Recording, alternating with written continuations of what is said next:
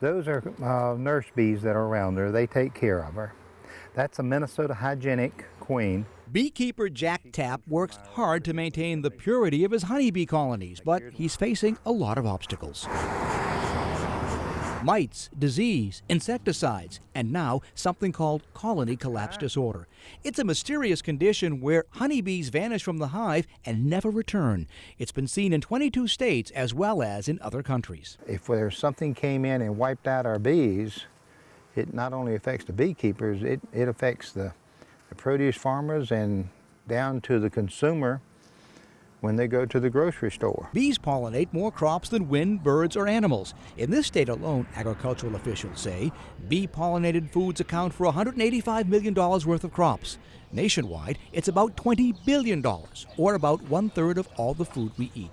One reason why bees are so important to pollination is because a lot of fruits and vegetables require more than one visit from these little fellas. For example, cucumbers need up to 15 visits from a bee before they're properly pollinated. Without that, you get defective fruit. This hive right here has 2 large boxes you can see down here. Over at NC State's Bee Research Facility, scientists like Dr. David Tarpey are working with researchers around the country to figure out what's killing the honeybees. It's the manner in which they're dying that seems to be very unusual, that we can't seem to pin it on any of the usual suspects. That would be things like parasitic mites, which began infecting bee colonies back in the 80s.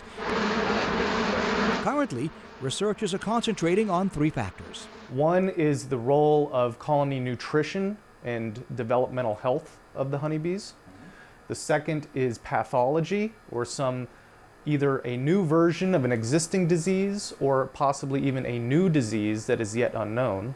And third is looking at some environmental contaminants, either within the hive or externally. They're nice big cells and they're healthy. Environmental contaminants are something that Jack Tapp has seen before with certain powdered pesticides like Sevin dust. They take it in and feed it to the brood, and overnight you just wipe out an entire hive.